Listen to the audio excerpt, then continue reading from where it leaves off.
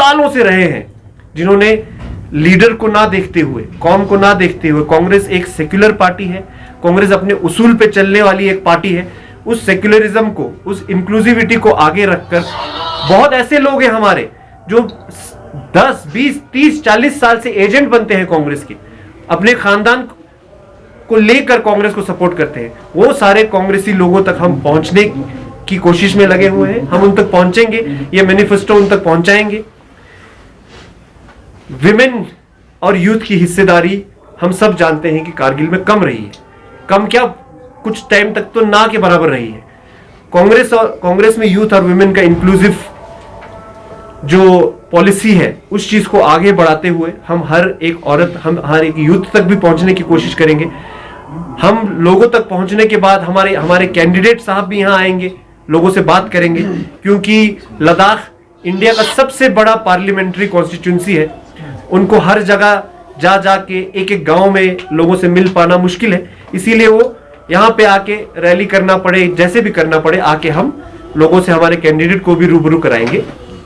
तो ये हमारा आज आप लोगों के माध्यम से कारगिल के लोगों को, जो हमारे कांग्रेस के लिए जो सालों से सपोर्ट में रहे हैं, उन सबको हम मीडिया के माध्यम से बोलना चाहते हैं कि आप लोग साथ बने रहिए। आप लोग हमारे मैनिफेस्टो को, हमारे जो वादे हमारे हैं उनको, जो एक अकेला ऐसा मैनिफेस्टो है जो नेशनल लेवल पे लद्दाख के मुद्दों को उठा रही है, तो उस चीज को हमारे लोगों तक पहुंचाएं, समझाएं।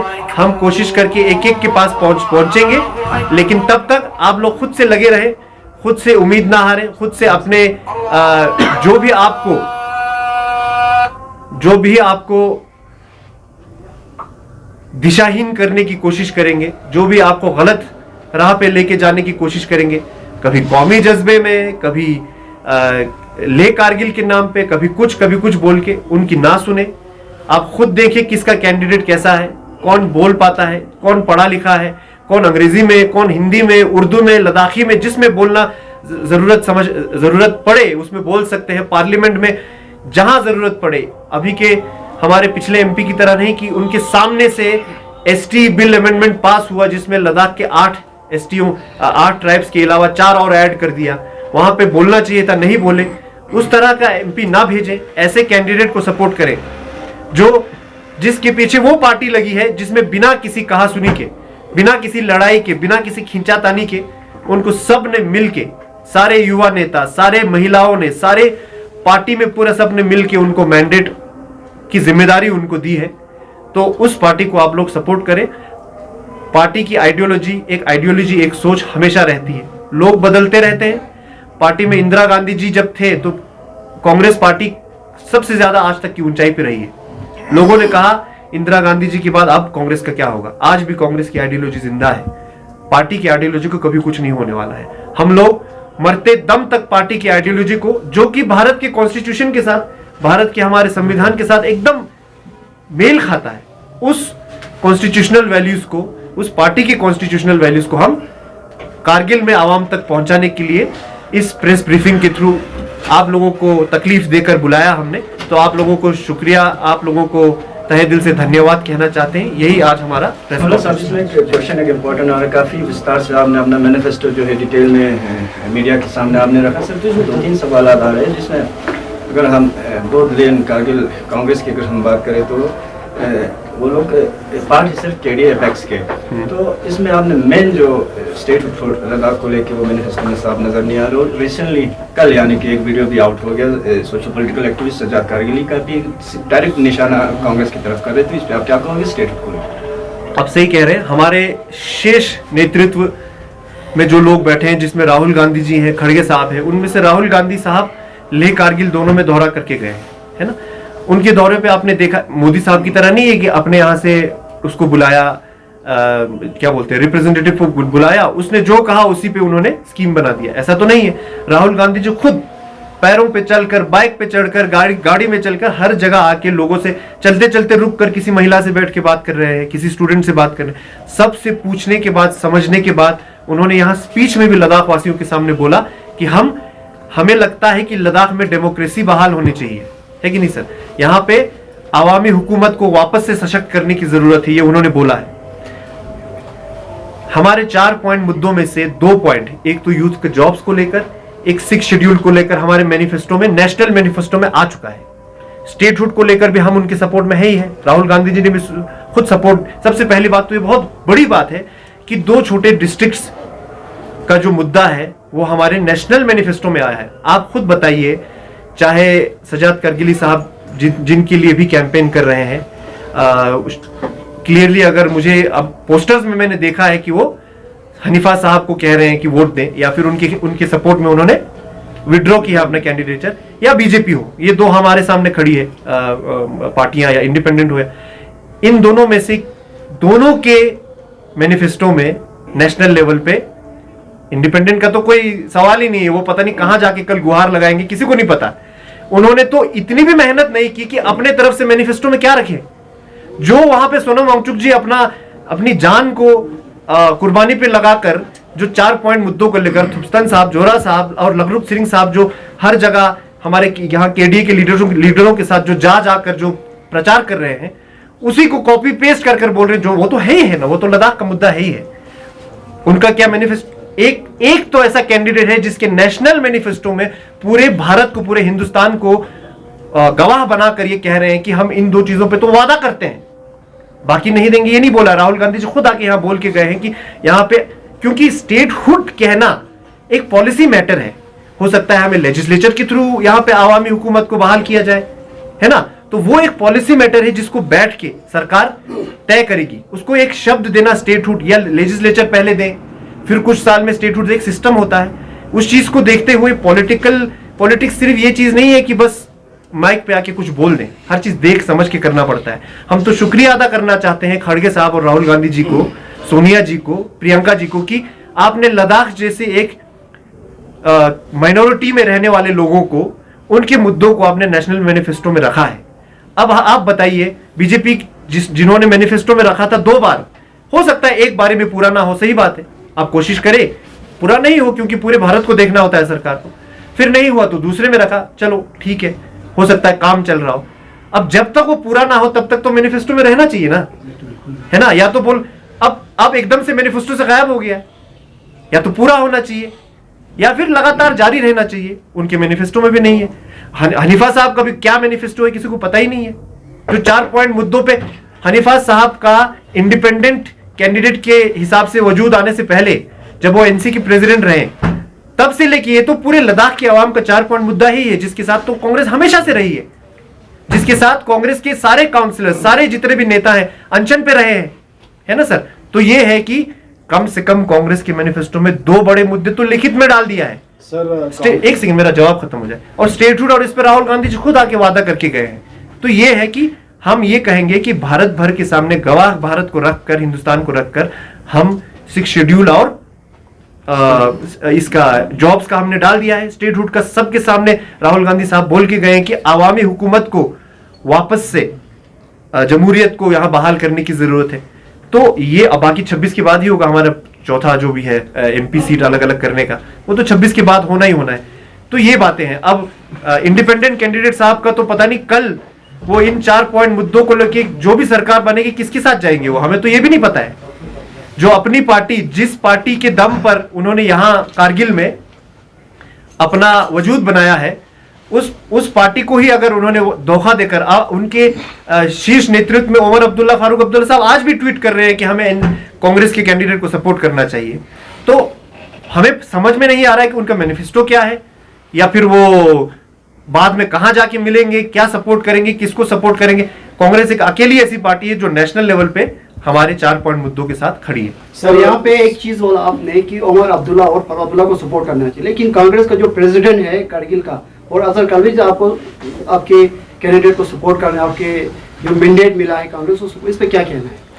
कांग्रेस को मैंडेट मिला है, कांग्रेस की जो लेकी कैंडिडेट है उसको लद्दाख का मैंडेट मिला है, लेकिन जो करगिल यूनिट के प्रेसिडेंट है कांग्रेस के और अजहर कलवी जी आप लोगों को सपोर्ट देकर यहाँ पे हजी हनीफा को सपोर्ट कर, इस पे आपका क्या कहना है? देखिए, इस पे सिंपल सी बात है, जैसे मैंने शुरू में ही आप लोगों को इशारा दे दिया कि जब इंदिरा गांधी जी के बाद भी पार्टी की आइडियोलॉजी खड़ी है, ठीक है, तो पार्टी 1 आदमी से, 2 आदमी से, 4 आदमी से नहीं बनता है, ठीक है ना जी। आज भी कांग्रेस भारत जोड़ो यात्रा कर रही है। आज हमारे साथ इतने सारे लोग, कांग्रेस के कार्यकर्ता जो बेचारे सालों से कांग्रेस के नींव बनकर, कांग्रेस के पिलर बनकर खड़े हैं, हमें उनका साथ चाहिए। एक करबला साहब बहुत बड़े नेता है। करबला साहब जानते हैं कि क्या उनके लिए सही है, क्या उनके लिए सही नहीं है। करबला साहब ने बहुत सोच समझ के किया होगा जो किया होगा। हमसे तो पूछ के नहीं किया, हमारे वर्करों से पूछ के तो नहीं किया। हम उनके साथ हैं जो लोग कांग्रेस के लिए जब जरूरत पड़े एक एजेंट बनने से लेकर कांग्रेस की आइडियोलॉजी को हर घर घर तक पहुंचाने के लिए जो हमेशा तैयार रहते हैं। उन लोगों पार्टी उनसे बनती है सर, पार्टी उनसे बनती है।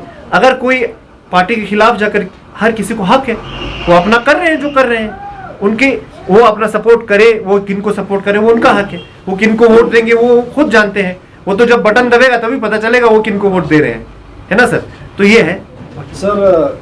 मैनिफेस्टो की बात हो रही है, कांग्रेस पार्टी ने इस बार के जो मैनिफेस्टो में बोटी लैंग्वेज को ऐसे रीजनल लैंग्वेज इंक्लूजन करने की बात हो रही है। तो यहाँ पे तो करगिल की बात करें या लेह की बात करें तो यहाँ पे लैंग्वेज बहुत बोली, अलग अलग डिफरेंस बोली जाती है।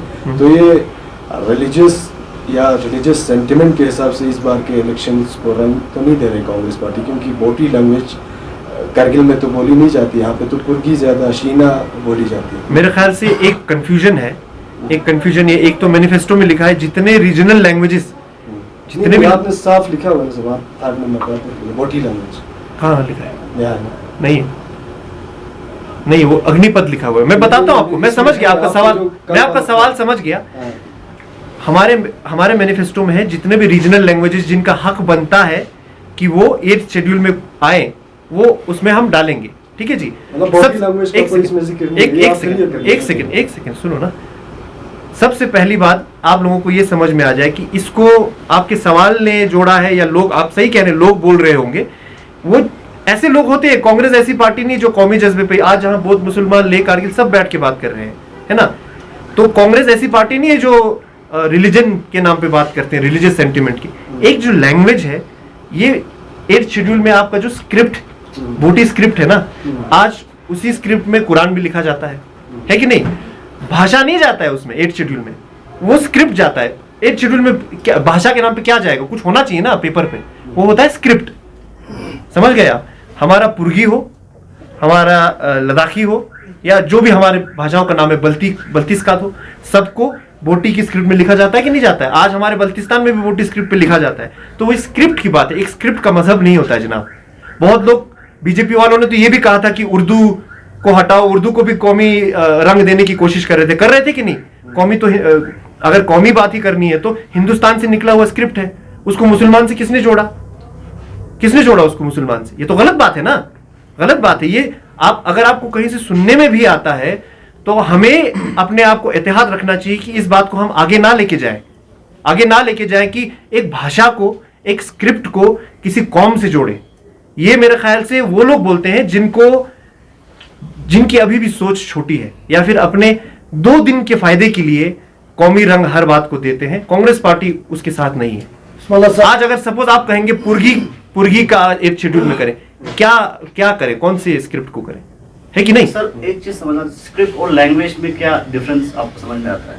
स्क्रिप्ट वो है जिसमें उस बोली को लिखा जाता है। जैसे कि देवनागरी करके एक स्क्रिप्ट है जो जिसमें आप हिंदी की भाषा देखते हैं। कई सारे हैं सर, उर्दू स्क्रिप्ट मैं बता रहा हूं आपको, जिसमें बिल्कुल सही। तो जैसे देवनागरी एक स्क्रिप्ट है, हिंदी एक भाषा है, बोली है ना, पंजाबी एक बोली है। उस तरह से पंजाबी का तो चलो अपना स्क्रिप्ट डेवलप हो चुका है, लेकिन जैसे बिहार में जाओगे भोजपुरी बोलेंगे, है ना। उस तरह से बहुत सारे लोग हैं जो एक स्क्रिप्ट को, देवनागरी को फॉलो करते हैं। वैसे ही लैटिन है, वैसे ही स्पेनिश है, वैसे ही इंग्लिश है, सब एक स्क्रिप्ट को फॉलो करते हैं। तो लैंग्वेज इंपॉर्टेंट है कि स्क्रिप्ट इंपॉर्टेंट है? स्क्रिप्ट इंपॉर्टेंट है। लैंग्वेज बदलता है आप कारगिल में ही आप 1 किलोमीटर आगे जाएंगे, बोली बदल जाता है ना। बोली तो बदलती रहती है ना, लेकिन जो स्क्रिप्ट है, दो शॉक पॉइंट, वो जान है एक लैंग्वेज का। स्क्रिप्ट ही सबसे ज्यादा जरूरी है। स्क्रिप्ट जो कारगिल में तो पश्तो अरबी में लिखा जाता है इस स्क्रिप्ट के हिसाब से, और मैक्सिमम लेह में जो है बोटी लैंग्वेज में। आपको पता है अरबी स्कूलों में अंडरस्टैंडिंग के हिसाब से तो ये तो नहीं, सुनो बनता नहीं है। आपको क्या लगता है अरबी को देश में अभी फिर से उसको स्थापित करने की जरूरत है? अरबी तो स्कूलों में पढ़ाया जाता है भैया, उसके लिए अभी हम है कि नहीं? अरबी तो पहले से है ना, अरबी तो स्कूलों में टीचरों के थ्रू बजबता पढ़ाया जाता है। अरबी टीचर है, तो उसके लिए अभी और क्या करेंगे? जो यहाँ का जो लोकल वो है, उस जो पुर्गी भाषा हो, चाहे बल्ती भाषा हो, चाहे आप बल्तिस्तान में भी जाके देखो, वहां बोटी स्क्रिप्ट लिखा जा रहा है, हम लोगों से हो नहीं पा रहा है। तो इसलिए हम कहते हैं कि बोटी स्क्रिप्ट के लिए भी हम बोलेंगे, अब है ना। और माला साहब, ये छोड़िए स्क्रिप्ट वाली बात, ये तो बहुत लंबा चौड़ा है, बहुत सेमिनार में हो चुके हैं, नेशनल लेवल में भी हो चुका है, काफी डिस्कस है। आप एक चीज, कांग्रेस के दोहरी पासी कब तक चलेगी? जिस तरह नेशनल कॉन्फ्रेंस के सदर ने स्टेट कॉन्फ्रेंस को बाहर कर दिया, आपके वकार रसूल, आपकी कांग्रेस जो है जब सपोर्ट कर, तो आपकी कांग्रेस खामोश क्यों है? कांग्रेस खामोश, कांग्रेस हमारी तरफ से, मैं बोल रहा हूं कांग्रेस, मैं तो खामोश नहीं हूं। कारगिल एक्शन उठाया है, कारगिल के जब आपका सपोर्ट नहीं कर रहे हैं, कांग्रेस के हाईलाइट क्या सपोर्ट किया है? आप एक बहुत तजुर्बेकार पत्रकार हैं, आप जानते हैं क्या इलेक्शन से 10 दिन पहले हम इलेक्शन पे फोकस करें? हम इलेक्शन पे फोकस करें कि पार्टी में लेटर निकालने में फोकस करें? पहली बात, कारगिल से हर आदमी ने अपना अपना स्टैंड जो है इलेक्शन से पहले क्लियर कर दिया है, और क्या जानने की जरूरत है? कौन इंडिपेंडेंट के साथ है, कौन कांग्रेस के साथ है, कौन बीजेपी के साथ है, वो क्लियर है हम सबके सामने। तो हम अपना इलेक्शन 20 मई तक हम अपना फोकस करके लोगों तक, जो हम भटकना नहीं चाहते हैं अपने मुद्दों से। सर, आपने कहा जैसे बोटी ये वो है, इसको छोड़ दीजिए, हम नहीं छोड़ेंगे, हम उस मुद्दे को नहीं छोड़ेंगे। हम ये 10, 11, 12 जितने भी मुद्दे हमें लगता है उसको कवर पे रखना चाहिए, बाकी तो बहुत मुद्दे हैं, उनको लेके हम हर घर पहुंचेंगे। हम अभी उस पर फोकस करेंगे, हम ऐसे डिस्ट्रैक्शन वाले टैक्टिक्स में फंसेंगे नहीं। जैसे जब सब कुछ अच्छा चल रहा होता है तो मोदी साहब आके एक कौमी बात कह के चले जाते हैं, है ना, मुसलमानों को अटैक करेंगे, माइनॉरिटीज को अटैक करेंगे, तो उनको लगता है कि हम उसमें भटक जाएंगे, उनको जवाब देने में। हम उन सब में नहीं जाएंगे। हम ले कारगिल की बात करके कौमी वो नहीं करेंगे, मुसलमान बौद्ध क्रिश्चियन करके हम कौमी जज्बा नहीं जगाएंगे। हम लोग अपने मुद्दों को लेके जाएंगे, और हम समझते हैं कि लद्दाख के लोग, कारगिल के लोग, लेह के लोग आज इतने जागरूक हो चुके हैं, इतने एजुकेटेड हो चुके हैं, चाहे विमेन हो, यूथ हो, सब लोग आज इतने ओपन माइंडेड हो चुके हैं कि अब ये सब नहीं चलेगा। अब ये कौमी जज्बा, ये सब पे अगर कोई बोलेगा तो हमें आवाज उठा के बोलना पड़ेगा कि भाई मुद्दे पे बात करो, मुद्दे पे बात करो, हिस्सेदारी की बात करो। कितने यूथ और वुमेन को आज हिस्सेदारी कारगिल की पॉलिटिक्स में, आप मुझे बताइए, कितनों का हिस्सेदारी है आज पॉलिटिक्स में? हम बात कर रहे हैं उस हिस्सेदारी की, हम मैनिफेस्टो में रख रहे हैं, हम प्रेस कॉन्फ्रेंस में उस हिस्सेदारी की बात कर रहे हैं। तो ये हमारा मुद्दा है, हम इसको लेके गांव गांव जाएंगे, आज नहीं, कल नहीं, परसों नहीं। मुझे उम्मीद है लद्दाख के लोग जो एक एक दिन के साथ एजुकेटेड होते जा रहे हैं, एक एक दिन के साथ जिनका दिमाग खुलते जा रहा है, उन लोगों को यह बात समझ में आएगी। वो लोग कौमी जज्बे के जाल में नहीं फंसेंगे। पूरे साल कांग्रेसी बने रहते हैं, इलेक्शन से 2 दिन पहले इंडिपेंडेंट बन जाते हैं। क्या यह हमें नहीं दिख रहा है? क्या लेह के लोगों को, कारगिल के लोगों को इतना नहीं पता लग रहा है? तो हम सब ये जानते हैं। हमारे कांग्रेस के इतने पुराने, यहां हैदर साहब को देखिए, कब से कांग्रेस में है, हैदर साहब हैं, यहां लियाकत साहब, ये सारे लोग हैं। अजय परवीन को देखिए, कब से कभी प्रेसिडेंट, कभी जनरल सेक्रेटरी के पोस्ट पर रहकर कांग्रेस के मुद्दों को आगे बढ़ा रही हैं। तो क्या हमें समझ में नहीं आ रहा है ये बातें? हम ये अभी मुझे सुनने के लिए आए हैं, मैं जो कह रहा हूं वो सुनने के लिए यहां बैठे हैं। तो ये सुनेंगे, फिर हमारी बात को समझेंगे। सुभान साहब को देखो, यहां कब से सोशल इश्यूज के ऊपर बोलते आ रहे हैं। शबीर साहब तो कांग्रेस के यहां पे बिल्कुल मेन पिलर है। पूरा ऑफिस जो है, कांग्रेस का जो दिल है, धड़कन है, वो यही है। इन लोगों को क्या समझ में नहीं आ रहा है? ये सुनेंगे, अगर मैं सही कह रहा हूं तो मेरी बात को मानेंगे। करबला साहब सही कह रहे हैं, हाजी साहब सही कह रहे हैं, हनीफा साहब सॉरी, और ताशिक अल्सन बीजेपी की सही कह रहे हैं। तो आवाम का क्या काम है? पार्टी का इलेक्शन से पहले एक एक आदमी आके उनका जो उनकी सोच है उसको आगे रखते हैं, और उनमें से जो सबसे सही लगता है उस पर वोट देते हैं। सही बात है ना? तो ये सारे लोग हमारे यहां सुनने के लिए आए हैं। हम बोल रहे हैं, आप लोग खुद अपना दिमाग लगाइए, आप लोग खुद अपना सोचिए, कौन इंसान, कौन आदमी, कौन लीडर अपने उसूलों पे चल रहा है, कौन एक बात बोलता है और उस पर टिका रहता है, वो आप लोगों के सामने है। कौन हर इलेक्शन में रंग बदलता है, वो आप लोगों के सामने है। तो आप लोग देखिए, कौन अपने पार्टी को जो अपने पार्टी का सगा नहीं है। मैं ये एनसी के लोगों के लिए कह रहा हूं।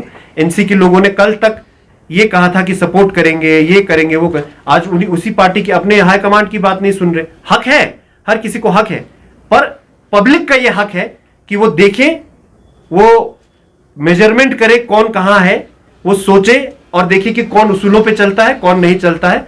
उस हिसाब से उस पे आप अपना भरोसा और अपना वफा जताएं। तो किस तरह से आने वाले दिनों में डिस्ट्रिक्ट कांग्रेस कमेटी चाहे ले हो या कारगिल हो आने वाले दिनों में, और साथ ही साथ मेन कैंडिडेट जो है सर नमग्याल साहब को कब विजिट कर दे सरकार? नमग्याल साहब अभी हम लोग आए हैं, हम जो शागिर्द हैं, शागिर्द लोग पहले फील्ड में जाएंगे, आप लोगों से मिलेंगे, बात करेंगे, कहाँ क्या है देखेंगे, और उसके बाद इन्हीं दिनों हमारे नमग्याल साहब भी यहाँ जैसे मैंने कहा रूबरू करेंगे। एक बात। दूसरी बात, लेह में अभी आप लोग खुद देख रहे हैं सोशल मीडिया में कि कहा बीजेपी की क्या हालत है, ठीक है जी। और कारगिल में अभी हमारे हनीफा साहब, उनका नाम भूल जाता हूं, सॉरी, हनीफा साहब इंडिपेंडेंट खड़े हैं, वो भी अपने हिसाब से हर जगह पहुंचने की कोशिश कर रहे हैं, हम भी कोशिश कर रहे हैं। लेह में तो लगभग अभी 80% से ऊपर कांग्रेस के साथ जुड़ चुका, और अभी भी दिन बचे हैं जो हमें दिख रहा है। बाकी अंदरूनी क्या है वो तो और ज्यादा हमें वोटिंग के बाद पता चलेगा। कारगिल में भी हमारे सारे कांग्रेस के कार्यकर्ता से लेकर नेता आज भी सक्रिय हैं। जिनको हिस्सेदारी का मौका नहीं मिला वो आज भी टिके हुए, नहीं तो कब का छोड़ के जा सकते थे पार्टी, क्यों नहीं जा सकते थे, वो आज भी सक्रिय है। क्योंकि कांग्रेस की आइडियोलॉजी धर्म के नाम पे, रीजन के नाम पे, कास्ट के नाम पे पॉलिटिक्स नहीं करती है, ये सब समझते हैं। इसीलिए कांग्रेस पार्टी 100 साल से ज्यादा भी लद्दाख जैसे दूर क्षेत्र में भी कांग्रेस पार्टी सक्रिय है। तो हम उम्मीद करेंगे कि हम उन हर कांग्रेसियों तक पहुंचेंगे और हमारा मैनिफेस्टो उनको समझा सकेंगे। सर, जो ये इलेक्शन स्टार्ट हो उस वक्त जोरा साहब ने जो स्टेटमेंट दिया कांग्रेस पार्टी को लेके, जहाँ पे बोला नापा फीपा, ये वोट जो है कम्युनलिज्म बेस पे लद्दाख में पूरा ये कम्युनलिज्म फैला रहे हैं, मजहब का रंगत दे रहे हैं। तो ये नापा फीपा क्या है सर? कांग्रेस पार्टी का जो आइडियोलॉजी है वो तो सेक्युलरिज्म है, क्या आप इस पे कुछ ब्रीफ करना चाहेंगे? मैं इस पे ये ब्रीफ, बड़ा स्टेटमेंट, हाँ, मैं इस पे ये ब्रीफ करना चाहता हूं कि अगर आप लोग एक कहानी का शुरुआत सुनेंगे और एंड नहीं सुनेंगे, या अगर आप लोग किताब का कवर देख के जज करेंगे कि क्या बात हुई, तो मुझे लगता है वो हमारी कमी है। उसी स्टेटमेंट ने अगला सेंटेंस, एक सेकंड भी नहीं हुआ, अगला सेंटेंस जो बोला वो आप लोगों ने नहीं सुना, वो आप लोगों ने नहीं सुना है, लेकिन कुछ लोग उसको कौमी रंग दे रहे हैं। एक हमारा दस्तूर चले आ रहा था जब हम जम्मू कश्मीर के हिस्सा थे कि उसमें, क्योंकि कांग्रेस पार्टी, जैसे आपने कहा, क्योंकि कांग्रेस पार्टी एक सेक्युलर पार्टी है, क्योंकि कांग्रेस पार्टी एक इंक्लूसिव पार्टी है, हम हर कौम के लोगों को रिप्रेजेंटेशन देना चाहते हैं। इसलिए जम्मू कश्मीर का जब तक हिस्सा थे, जम्मू की 2 सीटों को हिंदुओं का रिप्रेजेंटेशन देते थे, कश्मीर की 3 को मुसलमानों का रिप्रेजेंटेशन देते थे, और लद्दाख की 1 को बुद्धिस्ट है ना, बाकी दोनों जगह से तो बुद्धिस्ट आ नहीं सकते, ये देते थे, ये जोरा साहब ने कहा। उसके बाद उन्होंने विद इन आधे सेकंड उन्होंने ये कहा, उस दस्तूर को तोड़कर इस बार हम मैंडेट कारगिल में दे रहे थे। बोला कि नहीं बोला? आप लोगों ने देखा है ना, उस बात को नहीं बता रहे हैं आगे। कारगिल में मैंडेट जा रहा था, हम लोग तो तैयारी के साथ बैठे थे कि अब हम कांग्रेस के लिए, प्रचार के लिए कारगिल निकलने वाले हैं। उसके बाद क्या हुआ आप लोग बखूबी जानते हैं, हमसे ज्यादा आप जानते हैं, आप यही हैं, आप लोग हर बात को कवर कर रहे हैं। जोरा साहब की ये इतना बड़ा उनका स्टेटमेंट, इतना बड़ा स्टेटमेंट, जाहिर सी बात है अपने पसंदीदा कैंडिडेट के साथ कोई भी वोट कर सकता है, कोई भी खड़ा हो सकता है, वो अपना मसला हुआ। पार्टी के प्रेसिडेंट होने के नाते उन्होंने बोला कि हक बनता है, पिछले 3 बार से यहां से इंडिपेंडेंट खड़े हो रहे थे, ले से एक और कैंडिडेट ले से खड़ा हो रहा था, तो पिछले 3 बार से हमारे ऑपोजिशन को फायदा मिल रहा था, है ना। तो इस बार, और वोट पूरा शेयर देखे तो कारगिल में ज्यादा आ रहा है, तो हक बनता है। डेटा भी यही कहता है कि भाई कारगिल में मैंडेट जाना चाहिए। बोला कि नहीं उन्होंने उसी प्रेस कॉन्फ्रेंस में? आप जानते हैं उस बात को, आप जो कौमी रंग दे के अगर आपको पिलाएंगे और आप आंख बंद करके पी लेंगे तो फिर वो हमारी गलती है, मुझे लगता है। जी हाँ सर, जिस तरह आपने मैनिफेस्टो में जो आपने और 9 ये रखा है, जिस पर हम लोग काम फोकस ज़्यादा रखा है सर, तो कारगिल के पुराना डिमांड 2 डिमांड था कारगिल के आवाम का। एक तो पूरा होते हुए हमें नजर आ रहा है जोजिला टनल हमारा, दूसरा हमारा एयरपोर्ट का एक्सटेंड और सिविल जहाज का था।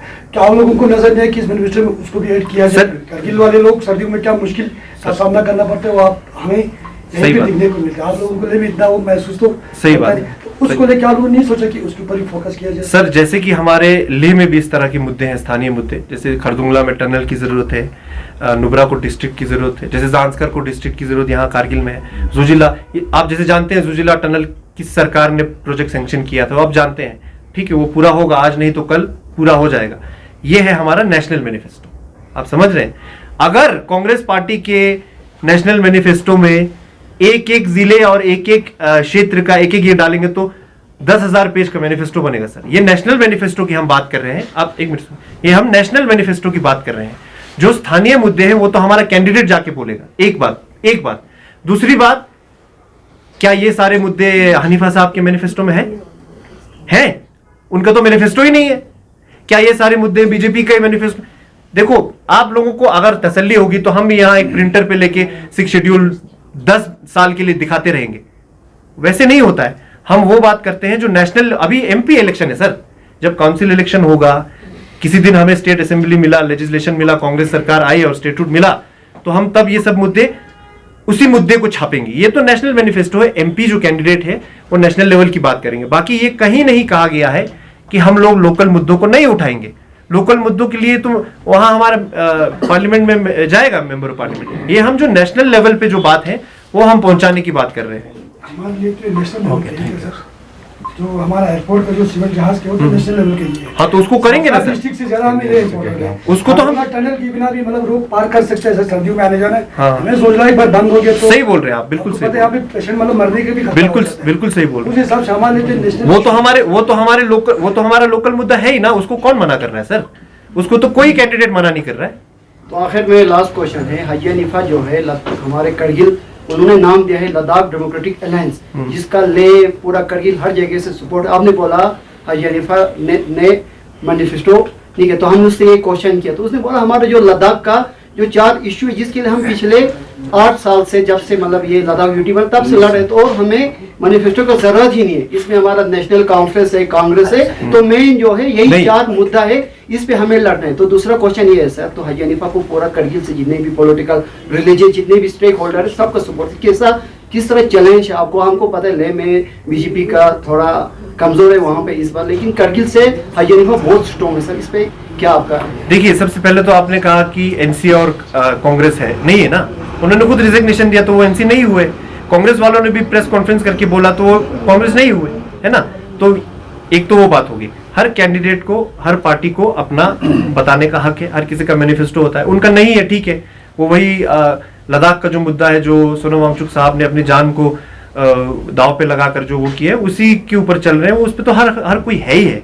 उसमें तो आज भी अनशन में लोग वहां पे अब कुछ देर के लिए बंद किया, बैठे हुए हैं। तो हाँ, जरूर है, इलेक्शन है। इलेक्शन में हर कैंडिडेट का अपना एक दाव होता है, वो खेल रहे हैं। उस हिसाब से हर कोई अपना कदम आगे बढ़ाएंगे। हमें उम्मीद है कि कांग्रेस पार्टी की आइडियोलॉजी को लेकर, कांग्रेस पार्टी की सेक्युलर आइडियोलॉजी को, जो कौमी जज्बे की बात नहीं करता है। Subscribe Mabayo Tinsuk Rinchen Ladakh Express Lakhani Memang Sunla Join di channel pa subscribe bazat.